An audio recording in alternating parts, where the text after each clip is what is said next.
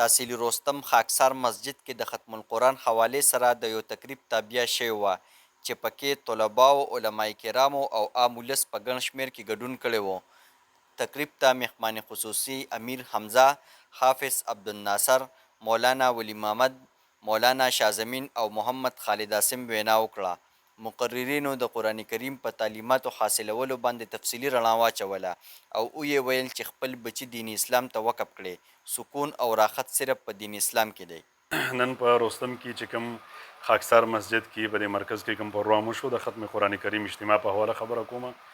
الحمدلله موږ پکې ګډون وکړو او ډېره زیات خوند یې وکړو ځکه چې یو خو د هر مسلک او د هر جماعت علما پکې وو.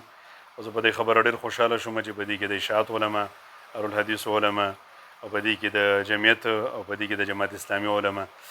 دې وخت کې ضرورت د دې خبرې دی چې زموږ په ملک کې دا نظریه عامه شي، کوم چې د رستم نه ابتدای شوي ده چې دا په دې ټول علاقه کې دا خبره عامه شي چې موږ په خپل سټیج باندې ټول علما راوغواړو او هغوی د اتفاق او د اتحاد په حوالې سره داسې یو عملي نمونه پیش کړي د قوم د ضرورت د اتفاق او د اتحاد دی او دا به کېږي د علماو په خوله باندې.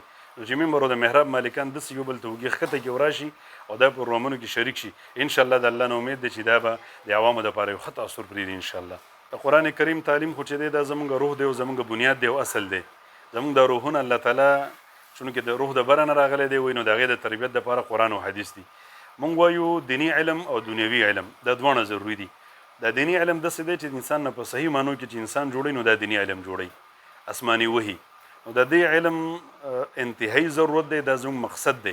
او دنیوي علم چې دی نو دا هم یو ضرورت دی ځکه د هغې نه بغیر نه کېږي. د دې قرآن او د سنت د تعلیم د یادولو دپاره هم دنیوي علم هم ضروري دی.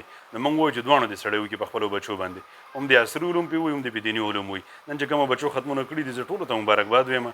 کومه خویندو چې ختمونه کړي دي د درس کې ناسته وي ماشاءالله دوه قسمه دوه ځایه درسونه شوي دي، زه هغه ټولو ته مبارکباد وایم او الله تعالی دې دا عمل د هغې د اخروي نجات ذریعه وګرځوي. د تقریب په آخر کې قاری عزت سید په ترجمه او ناظره باندې د قرآن کریم ختم کوونکو طالب علمانو ته اخرني سورتونه ولوستل. د کیمرې ټیم سره عمیر خاکسار، رستم نیوز، مردان.